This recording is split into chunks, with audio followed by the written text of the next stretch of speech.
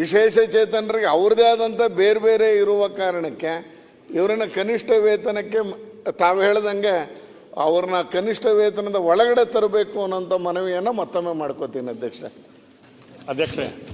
ಈಗ ಒಂದು ಸೆಕೆಂಡ್, ನಾನು ಮಹಿಳಾ ಮತ್ತು ಮಕ್ಕಳ ಕಲ್ಯಾಣ ಈ ಇದಕ್ಕೆ ಅಧ್ಯಕ್ಷ ಆಗೇನು ಸರ್. ನಾನು ಬಂದು ಪದೇ ಪದೇ ಮನವಿಯನ್ನು ಕೊಟ್ಟಾರ.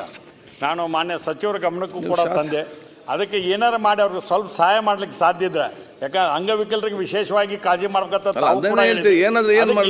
ವಿಚಾರ ಮಾಡ್ರಿ ಅಂತ ಏನಾದ್ರು ಸರ್ಕಾರ ಫೈನಾನ್ಸ್ ಡಿಪಾರ್ಟ್ಮೆಂಟ್ಗೆ ಮುಖ್ಯಮಂತ್ರಿಗೆ ಹೇಳಿ ಡಿಸಿಷನ್ ತಗೋಬೇಕು. ಮುಖ್ಯಮಂತ್ರಿ ಜೊತೆ ಹೋಗಿ ಕೂತ್ಕೊಂಡು ನೀವು ಕೂಡ ಸಪೋರ್ಟ್ ಮಾಡಿ ಅದು ವಾದ ಮಾಡಿ ನಾನು ಅಧಿಕಾರಿ ಹೇಳಿದ ಕಾನೂನು ಜೊತೆ ಸ್ವಲ್ಪ ಮಾನವೀಯತೆ ಕೊಡಬೇಕು, ಅದನ್ನ ಅಳವಡಿಸಿ ಕೆಲಸ ಮಾಡಿ. ಸರ್ ಅಧ್ಯಕ್ಷರೇ, ನಮ್ಮ ಇಲಾಖೆಯ ವಿಷಯಗಳ ಬಗ್ಗೆ ಚರ್ಚೆ ಮಾಡಲಿಕ್ಕೆ ಮುಖ್ಯಮಂತ್ರಿಗಳು 23ನೇ ತಾರೀಕು ಬೆಳಗ್ಗೆ 11 ಗಂಟೆಗೆ ನಮಗೆ ಟೈಮ್ ಕೊಟ್ಟಿದ್ದಾರೆ. ಈಗಲೇ ಇದು ಅಧಿವೇಶನ ಮುಗಿದ ತಕ್ಷಣ.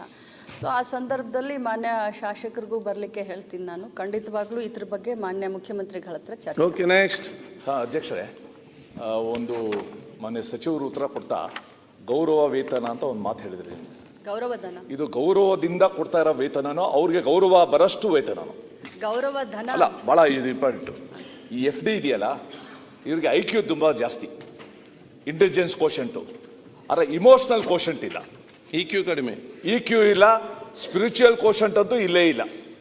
ಸ್ವಲ್ಪ ಇಂಥ ವಿಚಾರದಲ್ಲಿ FD ತಮ್ಮ ಇಂಟೆಲೆಕ್ಟ್ ಪಾರ್ಟನ್ನ ಪಕ್ಕ ಇಟ್ಟು ಇಮೋಷ್ನಲ್ ಆಗಿ ಇಂಥ ವ್ಯಕ್ತಿಗಳು ನಮ್ಮ ಮನೇಲಿದ್ದರೆ, ನಮ್ಮ ಪೈಕಿ ಇದ್ರೆ ಅವರ ಜೀವನ ಹೇಗೆ ನಡೀತೆ. ಮತ್ತೆ ನಾವು ಹೇಳ್ತೀವಿ equal pay for equal work ಅಂತಾನೂ ಕೂಡ ಹೇಳ್ತೀವಿ.